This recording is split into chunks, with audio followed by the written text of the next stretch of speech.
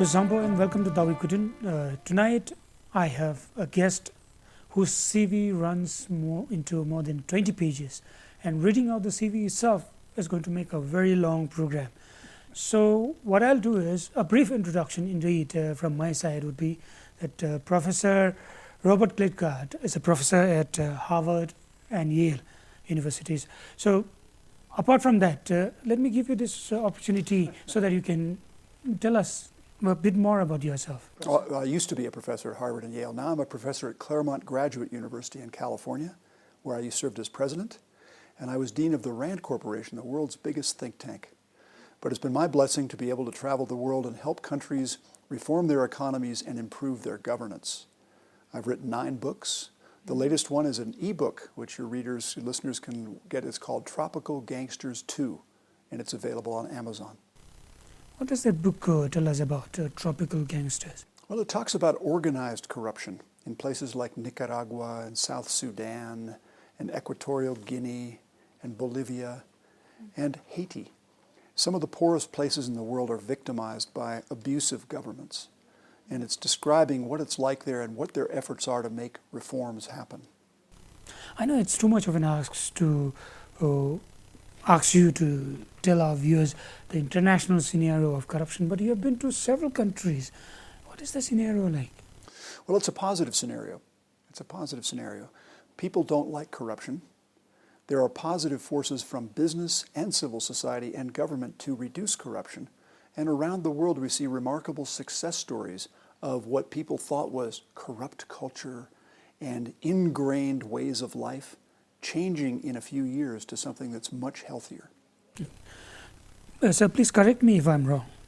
You said corruption is a calculated crime. Yes. Elaborate a bit more on this. Well, you know, we can take several approaches to corruption. We can say it's a moral failing, and it is in some sense. But we can also say forget about the morality and forget about the individual. Let's suppose that corruption is a property of systems and not people. Let's suppose the systems give people calculations about, should I give you a bribe? Should I take a bribe? What are the risks? What are the rewards? How much am I being paid now? And we find that corruption flourishes when someone has monopoly power plus the discretion to decide how much you get, and there's no accountability. So the formula for corruption is M plus D minus A equals C. And therefore, to fight corruption, apart from changing morality, which is very hard to do, if we can reduce monopoly power, if we can clarify discretion, make the rules of the game known to everyone, and enhance accountability, corruption will go down. So in this context, would it be fair to say that it's important to empower people, empower citizens so that they put a check on the elected leaders? There are many exciting examples around the world right now of empowering citizens. I think the cell phone is widespread here in Bhutan as well, right? Yes. So in Punjab, what they're doing, they used to have lots of corruption by agricultural extension agents, where I'm an agent, you're a farmer, you're 30 kilometers away. So I say to the headquarters, I visited him, but I didn't. Now when I go there, they take a cell phone picture of you and me, and it's sent back to headquarters with GPS and time. And I don't get paid unless that happens. Then the chief minister, a 5% sample, sends you a text, says, how was your interaction with Klitgaard today? Good service? Anything wrong? And you text back. And then the minister thanks you. And they keep track of that to help monitor performance of the extension agents. And by the way, the politicians are very happy because the citizens think, the politicians care about me. I got a message from the chief minister. So we can see this kind of idea spreading now to give feedback from people about good and bad things that happen in their interactions with government. So many forms of corruption prevalent in this world. What is the most disturbing and most challenging forms of corruption that you see? Right. Well, some kinds go to the heart of the system. No economy can exist that has a legal system that is corrupted, that has a property rights system that is systematically corrupted, and where the credit system is systematically corrupted. If those things are corrupted all the way through, there's no investment. On the other extreme, small transactions where there are side payments of a small amount of money over the table for installing a telephone or installing a sewage system or something. Those things are bad, but they're not go to the heart of the system. So in Bhutan, the heart of the system would be your newly minted democracy. How do the elections work? Are they free and fair? Are they corrupted? Your big infrastructure projects. Everywhere in the world, those are subject to tremendous amounts of manipulation. I don't know about here, but that's an area of risk. And then finally, making sure that everything that happens in the government in the rural areas where you're trying to push so much power, those can become enclaves of corruption where local interests take that money and do what they want with it. So empowering, as you said, the citizens to report back things they see, good and bad, can be a wonderful way to deter corruption. Politics, as people say, is almost synonymous to corruption. And in your talks yesterday, you mentioned that corruption is almost glued to politicians. If that's the case, then I was asking some of our politicians that why can't we be unique? Well, I think if that was what somebody heard yesterday, I don't believe that. I don't believe that politicians are inevitably corrupted or sticky with corruption. What I did say is when we move from a system that has no democracy to a system that has democracy, as citizens get used to elections, lots of corruption arises. Campaign financing, payment of citizens to come out and demonstrate, maybe corruption in the voting process itself. And those are risks. It's not inevitable. You can avoid it, but it is a risk. One issue that Bhutan might face as opening to the outside world. Opening to the outside world meaning, we have more than 40 to 50 odd foreign channels and lots of examples being set, lots of corruption-related stories are coming into Bhutan. Those are happening outside of Bhutan. So, influence that you see, do you think this is something that we need to worry about? Yes, definitely. The good news about free trade is it makes you more efficient. You will export the beautiful things you make in Bhutan, the beautiful skills you have that are amazing. You'll be able to fuse those with foreign talent to produce even higher value-added products. That's good for you. Everybody will prosper. You can do what you do well. The bad news about it is in comes things that maybe you don't want your young people to have, all the excesses of our, American materialism, but also in comes the desire to have quick money. I want my car now. I want to be a rap star or a basketball player or have the girls around me. So young people start getting this idea of a quick materialistic victory. And this can lead to all sorts of negative behavior. So that is a risk we have to fight in my country and in your country. Lots to do with mindset of the people, and we keep talking about changing one's mindset. We have lots of Buddhist teachings where masters will always tell the followers to take care of their mindset, be mindful in whatever they do. But then the biggest problem that we see is to change one's mindset. What do we do? Well, you are the experts on mindset. You are amazing exemplars for our world. I'm a lowly economist.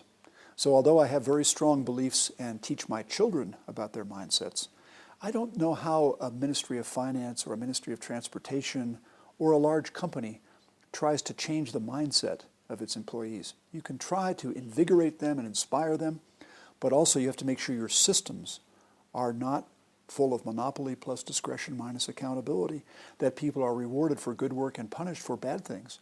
And that's part of your responsibility. Also, we find that mindset follows behavior. Behavior does follow mindset, but as you get people to behave in different ways, get good habits. A good habit takes 6 weeks to create. A good habit then creates a mindset. So we also work on behavioral modification. What that means with our public behavior is we don't allow certain kinds of behavior, and then after a while, everybody realizes that's not the way we do things in Bhutan. Our mindset is not to allow that. So the importance of leadership and leading by example is key in having a good system. Well, I was inspired by some Buddhist teachings from the Buddha himself. Said when you have a king who is honest and forthright and just, the ministers will be honest, and then the high officials, and then the officials, and then the rest of us. So it does begin at the top with a just and noble leader who sets the standard for the rest of us. Well, internationally, now, is the victim of corruption same throughout? If you're asking, do the poor suffer from corruption? Absolutely. I've been impressed by the Philippines under Benigno Aquino III. The president of the Philippines campaigned on this slogan, where there's no corruption, there will be no poverty. That was his slogan. And he won a landslide victory. And he is implementing it now. So that before that huge typhoon, it was the fastest growing country in Asia, even more than the People's Republic of China. And they're doing massive amounts of interesting things to try to address rural poverty, and the people are responding. So anti-corruption and good government is good politics. For those ministers who are wondering, how can I get elected again? The answer is, if you stand up for good government and show people good results, you will be reelected. How much do you believe in this idea of fighting corruption collectively, and what is how practical is it internationally? Because even here, Anti-Corruption Commission kept on saying that fighting corruption is a collective responsibility, and drawing from the words of Anti-Corruption Commission, we people in media tell people the same, that fighting corruption is a collective responsibility. You clean in front of your own doors and ultimately you will have a clean city, is what we keep telling people. But how practical is this? Well, it's the future. You can see the most exciting examples around the world are areas where there's collaboration between business, citizens, and government to make government work better. I love the slogan of the Institute for Solidarity in Asia. Do you know what its slogan is? Making governance a shared responsibility. And how do they do that? They bring the competence of business, for example, to measure results and create incentive systems, and IT, and leadership training. They bring the competence of citizens to report on what their experiences are. Are they getting good service? Are they getting bad service? Are they paying bribes? And they get the comparative advantage of government, which is the authorizing environment and the national mission that this represents. You combine those forces, and we see examples in Asia, Latin America, Africa, those forces combining, leading to much better results in government. Now, what do you think about the role that CSOs and media could play in fighting corruption? Because sometimes in Bhutan, what happens is, after 2007 to 2008, we have picked up on covering stories on corruption, and suddenly some people felt that media is trying to project Bhutan as a very corrupt country. And some, in the hindsight, there are again a group of people who said, we are not doing enough. So sometimes less is more, and sometimes more is less. So what do you think? Well, there's many good examples. In Peru, there's a CSO that has created a scorecard for every hospital, every city, and every ministry, where they ask citizens when they leave, how was your service today? Did you have to pay a bribe? And they amalgamate this, and working with the press, page 3 every 3 months is the results of the surveys, ranked the best to the worst of the cities. But they don't stop there. They have a national prize that they give every year for the best improvement of cities, ministries, and hospitals. It's judged first by technicians, and then the 3 finalists go to a committee, a blue ribbon committee of movie stars, soccer players, former presidents, and so forth, and it's covered on national TV. And they give an award for the most improved city. And the mayor gets up and he cheers, but they don't stop there. They document good practices. They have over 1,200 now on their website. So how do you improve land registry? Here's an example. And then they provide help to the cities that are lagging to improve using the knowledge from other Peruvian cities. Now imagine the analogy here in Bhutan. I've been watching Bhutan Superstar since I've been here. So how about if we have Bhutan Governance Superstar, where we get some examples, not of bad things, but of things where they've turned around a project. They've made something happen for villagers, and they're happy about it, that we can all learn from and celebrate our success. I have had several experts, anti-corruption experts, tell me that transparency is key to good governance. Transparency, in a way, promotes accountability and thereby having a good governance. Now, if that's the case, everyone in Bhutan by now know that transparency is key to having a good government. If that's the case, then how can we make things transparent? Well, saying it and doing it is a separate matter, isn't it? So let me give you an example. For every government contract, is it now posted in advance what the terms of the contract are, and then afterwards how much was paid for what things? Is that posted on the internet? Even if not everybody in every village can read the internet, some people can, and the word will get out. They paid far too much for this. So having that kind of transparency is one small step to make people feel much more confident of big transactions. What do you do if public officials are not willing to share information and talk to the media and educate people on certain issues that are very much in the interest of the public? Yes, well, there's a difference between having a transparent principle where every contract comes up and every transaction is posted, then coming to me and saying, what about this particular transaction? What about this particular person? What about this particular thing? And especially if we're investigating it, then I can't reveal that. I can't talk to you about particular cases. But what we want to do is have a general principle where all cases are made transparent. Then I'm not embarrassed by talking about a specific case. Every government minister's finances are public. Every lifestyle change. Here's another one. In many countries, when a politician is elected, he tries to find ways to appoint people he knows to high position or to influence contracts being awarded. So what we do now in some countries is we routinely post every appointment and say who are his friends, who are his relatives. Every contract, who are his friends and who are his relatives. And of course, sometimes very qualified people will be the friends of somebody who's powerful, no problem. But if we see a pattern of that, and it's routine, so I don't just come and investigate this particular case, but I post this every case. Every single appointment, we talk about who the relatives are and the friends. Then it becomes routine, then it's transparency, and then it deters bad behavior, and it gives me confidence as a citizen that this is not a bunch of old boy network here, or old girl networks. Okay. One issue, corruption actually undermines national security and sovereignty. So if you could elaborate a bit on this. I think national security and sovereignty is one issue that people who are not directly affected, in fact, take it for granted. And corruption may affect it in many ways, but people seem to be least bothered about this. What do you think? You know, I don't know enough about the Bhutanese situation. I know you have a very close ties with India, this giant economy to your south, which is 116th in illegal payment and bribes in the world. Okay? So they're in very bad shape compared to you. So if you're doing a lot of business with a place that's very corrupt, like India, there will be a threat that that behavior will become reinforced here. Is that a threat to your sovereignty or your national security? I don't know. I don't know enough about Bhutan. But it's certainly the case that your partners around here, Nepal, one of the most corrupt countries in Asia, Bangladesh is one of the most corrupt countries in Asia. You're surrounded by places that are not good examples of good business practices.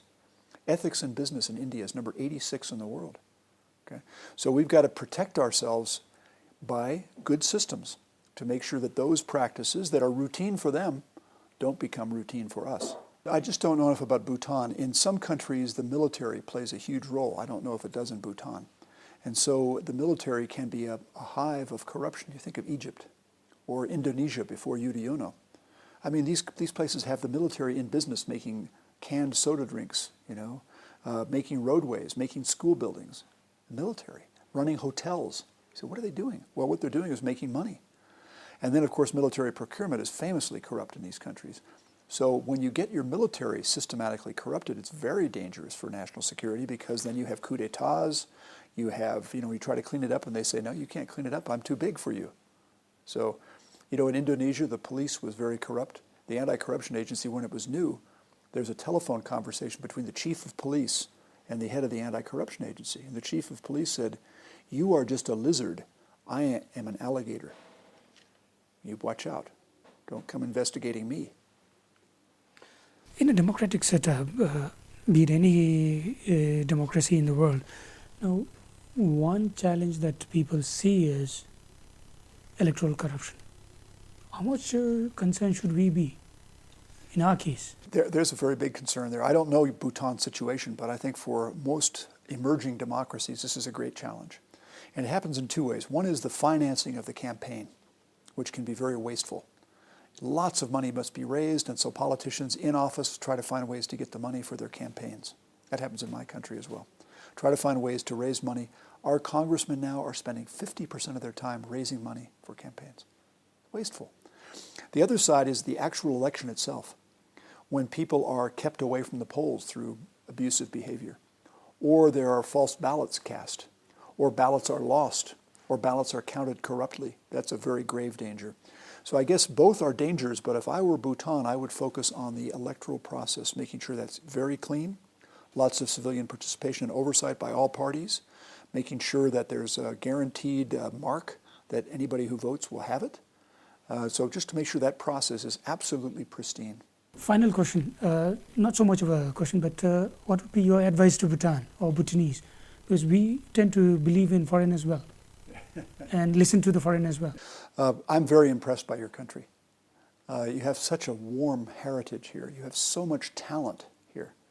Looking just at the Textile Museum was an awesome experience to me. And then getting around the country and seeing people and trying to imbue the spirit of Bhutan, I'm very impressed. Don't lose that. And find examples of countries that have moved forward without losing that spirit. I was mentioning Bali, the island in Indonesia, which has tremendous tourist business. They have lots of foreign designers helping them out, but in their villages they've developed a positive circle of excellent crafts, excellent textiles, excellent paintings, and the tourists come to see that. And they come to stay at very high-end but Balinese-style hotels. And I think that example, and maybe Japan, an example that's been able to strengthen its culture even as it embraces the modern world. Those are the positive examples that I would hope Bhutan can learn from, even as we learn from you. So on this note, we would like to end our program. Thank you so much for your time. It was a pleasure talking to you. Yes. With this, we come to the end of our program. Thank you so much for watching Dawai Kudroen.